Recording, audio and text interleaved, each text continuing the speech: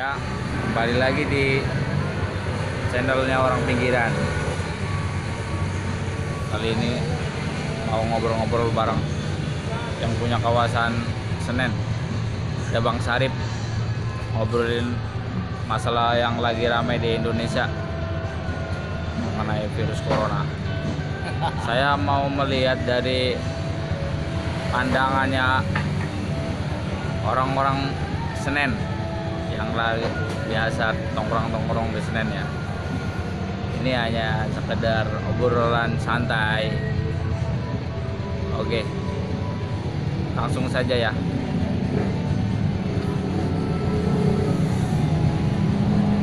Jadi gimana Bang Sarip mengenai virus corona yang ini nih, yang akhir-akhir ini nih udah 2 minggu ramai terus di Indonesia ya, terutama di Jakarta.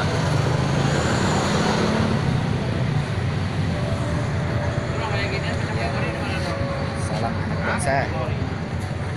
Jadi begini Bang, kalau kita membahas masalah corona itu sebenarnya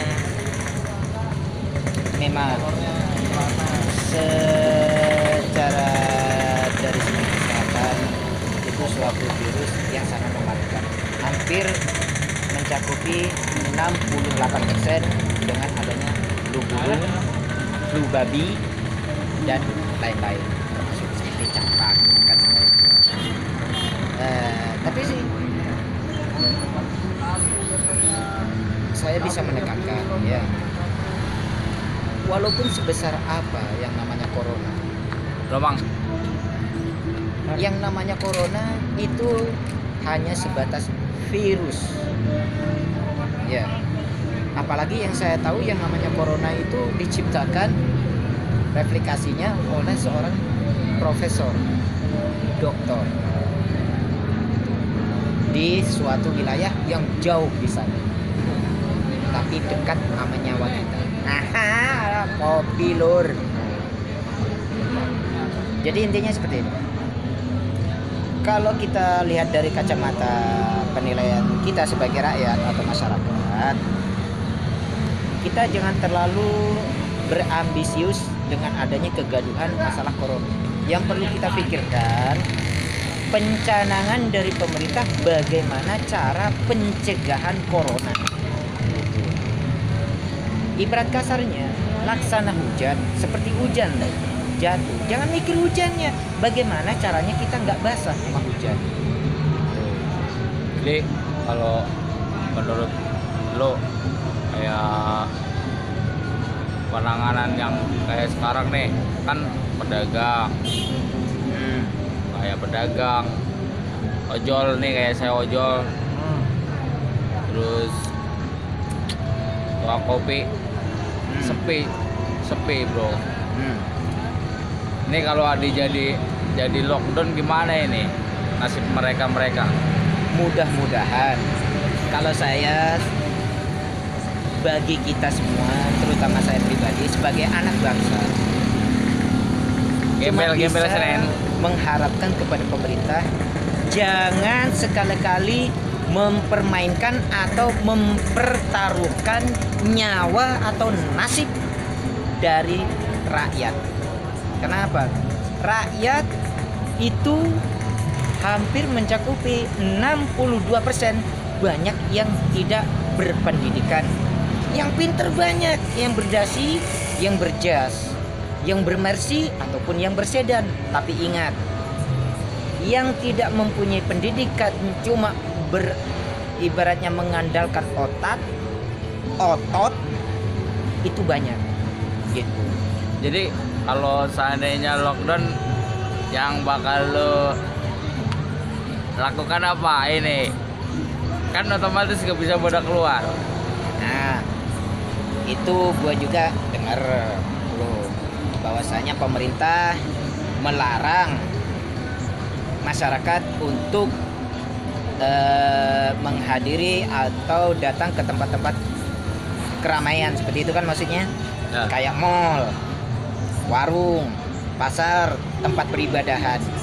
Kalau bagi gua pribadi sebagai garda bangsa, sebagai anak bangsa yang mempunyai agama, terutama yang beragama muslim ya, saya tekankan innama a'malu binniyat, segala sesuatu itu tergantung dari niat. Dan sebagai orang yang mempunyai keimanan dan ketakwaan, innallaha ma'as sabirin. Yang kedua, la ilaha illa anta subhanaka inni kuntu minadh dhalimin. Itu yang perlu. Iya. Nah, dengan adanya pertanyaan lu tadi, bagaimana kalau seumpamanya kita sebagai rakyat dan masyarakat ibaratnya sudah mentok dengan sandang pangan, perekonomian sudah mentok, tidak bisa apa-apa. Itu Gitu gimana? kan? Bagi gua, penekanan yang pertama yaitu awal kepada pemerintah. Segala sesuatu itu jangan digembar-gemborkan apabila rakyat sendiri belum ada persiapan. Contohnya dengan adanya corona, seharusnya pemerintah bisa mencegah timbulnya suatu keributan di tengah-tengah masyarakat atau di tengah-tengah rakyat. Kalau memang pemerintah itu belum mempunyai kesetandaran untuk mengantisipasi virus corona tersebut, seharusnya jangan dimediakan. Tapi ini soalnya udah terlalu menyebar ya. Udah menyebarnya udah luas. Udah memakan hampir, ini update terakhir nih beritanya udah 420. Iya. Mana ini? Kalau gua Ini udah kada, berarti udah stadium nih, udah gimana dong? Kalau menurut gua seharusnya pemerintah dengan adanya ini jangan terlalu terobsesi dengan adanya pencegahan pergerakan kehidupan masyarakat. Terus Caranya yaitu dengan adanya penanggulangannya seperti apa. Kalau memang ibaratnya penanggulangannya itu sudah dipunya atau sudah dipegang seperti apa yang sudah pernah dicanangkan oleh pemerintah, seharusnya itu sudah harus disebarluaskan kepada masyarakat gitu. Contohnya kemarin di YouTube bahkan di Facebook bahwasanya ada orang yang selamat dari penyakit corona dan ciri-cirinya itu hampir sama persis seperti apa yang diterangkan oleh pemerintah. Itu sembuh, bro. Sembuh. Kenapa? Cucu dari si pengidap penyakit corona itu menjemur neneknya gitu, dan tanpa disengaja si nenek ini sudah terbiasa mengonsumsi yang namanya jamu gendong, apalagi yang diminum itu sangat dijelaskan di situ, bahkan videonya yaitu kunyit. Sorenya neneknya mengonsumsi brontowali, apalagi neneknya itu suka mengonsumsi yang namanya lalapan seperti daun pepaya. Itu kan pahit. Atau lagi ditambah nenek tersebut yang menderita mengidap penyakit corona itu sering dijemur. Berlambat laun akhirnya sembuh. Nah, itu seharusnya pemerintah itu memperhatikan dengan hal yang sepele seperti itu gitu loh. Kalau memang itu bisa dijadikan penanggulangan, pencegah atau penawar, apa salahnya walaupun sepele?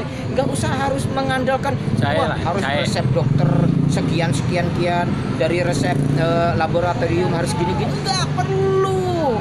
Jadi cukup mengkonsumsi ini ya yang ada di Indonesia ya, rempah-rempah ya. Nah, itu maksud gua, kembali kepada jati diri sendiri gitu loh.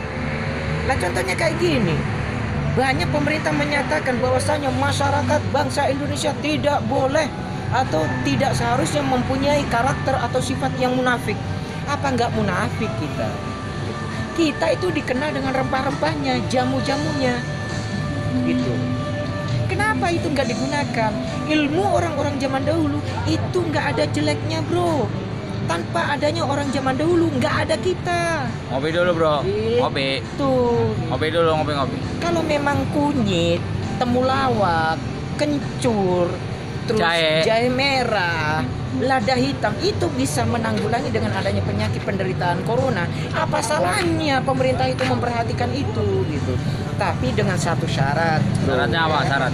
Syaratnya ya, Syaratnya. dengan adanya yang pernah terjadi di Indonesia di waktu adanya pencegah penyakit HIV tuh, dengan adanya corona ini bahwasanya kunyit, lengkuas, jahe merah, temulawak, ya, temu ireng, terus apa itu yang namanya brontowali, kalau sudah diketahui bahwasanya itu bisa mencegah penyebaran penyakit corona dan bisa memperlambat pertumbuhan penyakit corona di tubuh manusia, itu satu yang saya harus tekankan. Presiden harus mencanangkan kepada Menteri Perdagangan, Menteri Sandang Pangan untuk mencegah yang namanya orang-orang yang tidak bertanggung jawab. Terutama nih makelar-makelar bermuka anjing dan bermuka curut. Contohnya seperti apa itu, pedagang-pedagang yang biasa mengambil tanaman dari perkebunan, Ya. dikirim ke pasar, Ya. dia mengambil dari perkebunan itu seumpama 1 kilo kunyit itu 700. Betul. Mendengar bahwasanya kunyit itu bisa mencegah penyakit corona, dihantam dengan harga 100 kali lipat. Dari harga 700 perak dijual dengan harga 700.000. Tembak jidatnya kalau aku kayak gitu tuh. Gitu. Sama seperti zamannya Pak Harto dulu gitu loh, bro. Gitu. Di waktu kepailitan sandang pangan, ada sebagian menteri dari, ya pokoknya nggak bisa disebut, banyak yang mendumbun beras-beras yang dari Bulog. Nah, tembak jidatnya. Itu yang harus dicanangkan. Mati dong. Oh, mati malah berkurang. Curut kalau nggak dimatiin beranak. Gitu. Ya. Oke. Ya, makin malam makin asik ini kita ngobrolnya. Ini rencananya kayak Pemprov DKI kan mulai Senin depan itu udah pasar Senen udah mau ditutup. Nah, ini kalau pasar Senen ditutup sampai berminggu-minggu, ini rakyat yang pada di pinggirannya pada gimana nih makannya? Nggak bisa parkir lagi dong. Iya, walaupun ibaratnya gua tukang parkir sebagai anak jalanan, kalau gua sih nggak terlalu Maaf, Pak. Di bawah, Pak. egois, Maaf, ya. Pak. Kalau gua bisa mengambil dari segi tengah-tengahnya. Gini, kalau memang wacana yang dibuat oleh pemerintah itu dengan adanya pencegahan penyebaran corona, penyebaran corona ini bisa ditanggulangi atau bisa dicegah dengan adanya penularan. Satu, melewati persentuhan antara tubuh dengan tubuh. Keduanya, penyebaran dengan adanya uang kertas yang katanya digembar-gemborkan di YouTube dan di koran. Kalau memang itu bisa mencegah, mungkin rakyat atau bangsa Indonesia atau rakyat-rakyat itu bisa bertahan kalau cuma seminggu, bro. Gitu, kalau cuma seminggu.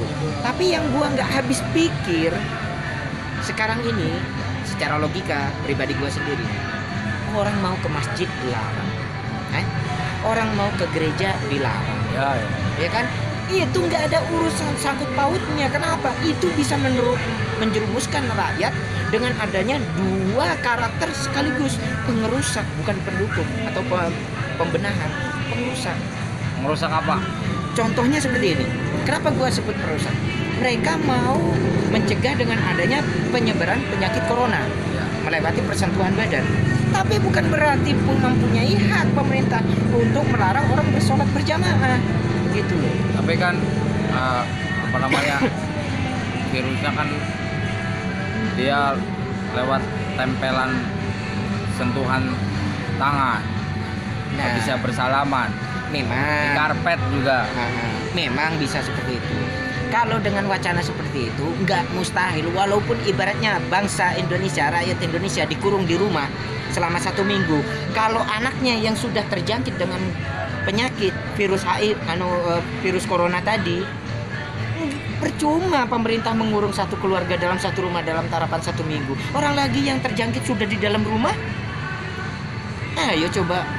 Jadi menurut lo solusinya Pemprov DKI atau Indonesia itu harus gimana? Seharusnya yang dipergerak secara cepat untuk penanggulangan penyakit corona, pencegah ya, bukan penyembuh. Kalau penyembuh kita belum mengetahui, pencegah itu dengan adanya bagaimana caranya pemerintah itu mencari suatu solusi yang bisa dinalar oleh rakyat. Contohnya yang sudah dicanangkan, pakailah masker, boleh, itu bagus, memang harus gitu. Karena apa? Mencegah dengan adanya air ludah, pernapasan, kan seperti itu. Ya. 2, memakai kaos tangan wajib kalau memang itu bisa mencegah corona. Dengan apa? Menghindari persentuhan tubuh secara langsung, dari tangan ke tangan, dari tangan ke tubuh, atau dari tubuh ke tubuh. Jadi bagus itu. Pencegahan dari dengan adanya pembauran masyarakat yang berlebihan di keramaian, contohnya di pasar, arisan, kafe, hotel, dan lain-lain, tempat pariwisata atau lain, itu bagus. Tapi nggak ada bagus-bagusnya, bahkan 100%, bahkan 1000% bagi gua pribadi. Salah besar pemerintah harus melarang orang-orang untuk datang ke tempat peribadahan. Tempat peribadahan ditutup, kafe orang ngentot dibiarin. Mana yang bener itu? Berarti salah ya? Ya salah. Pemerintah salah. Ya. Ya pasti itu. Gitu loh. Akhirnya apa? Dengan adanya belum timbulnya kesetandaran untuk mencegah, mengantisipasi corona. Bagaimana cara pencegahan secara mutlak, secara real, walaupun cuma besarnya 65-80%. Terus dengan adanya sistem pencegahan dari pemerintah, ini kan baru uji coba yang aku tahu, bukan secara real pencegahannya, uji coba. Anak online sekarang bangkrut total, ada yang ditimpuk cobek sama mertuanya, ditimpuk sutil, ditimpuk piring sama bininya. Kenapa? Pulang nggak bawa uang. Ya betul. Hah? Betul. Gara-gara bukan takut Tuhan, takut si corona. Corona siapa sih corona? Nah itu yang gua paham, giginya itu sumbing atau matanya jimplang, gua kagak tahu tuh wujudnya corona kayak gimana. Iya. Yang gua tahu tuh orang kerja panas dingin mudar. Gitu. Sedangkan pemerintah aja sekarang masih bingung. Gitu. Pencegahan itu belum ada. Tapi sebagian gelintir dari kabar-kabar bahwasanya katanya negara kita, pemerintah kita mempunyai penawarnya, mempunyai serum pencegahnya. Lah kok Menteri Perhubungan bisa kena? Hah?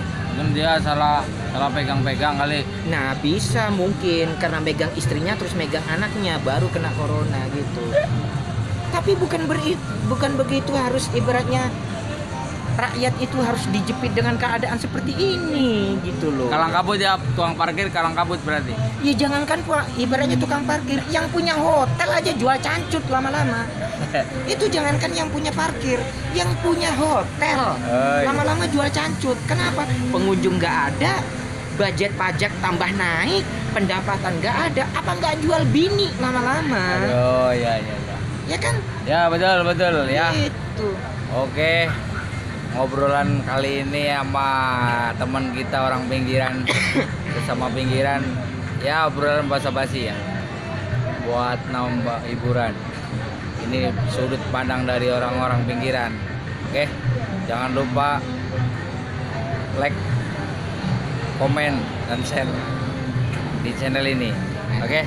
Ini gua bisa nambahin nggak satu nih? Oh ya udah boleh. Nah, ini nambahin ya, untuk seluruh pemuda-pemudi bangsa Indonesia, atas nama saya yang sering disebut Gembel Jakarta Pusat ya. Terus di Facebook saya dikenal sebagai seorang Syarif Hidayatullah atau Maulana Syarif Hidayatullah. Saya pernah melampirkan tulisan bahwasanya suatu saat orang yang benar-benar hidup jaya, sentosa, makmur ya, adalah orang-orang yang bisa mempertahankan 1. sawah, 2. kebun dan ladang ya. Kenapa saya bisa sebut seperti itu? Suatu saat orang-orang yang bisa mempertahankan sawah, kebun dan ladangnya bisa makan dari hasil panen sendiri, bisa makan buah dari kebun sendiri, ya, bisa masak beras tanpa harus antri sembako. Camkan, ingat baik-baik bagi semua Oke. pemuda-pemudi Indonesia. Salam pemuda bangsa Garda Indonesia. Salam. Oke.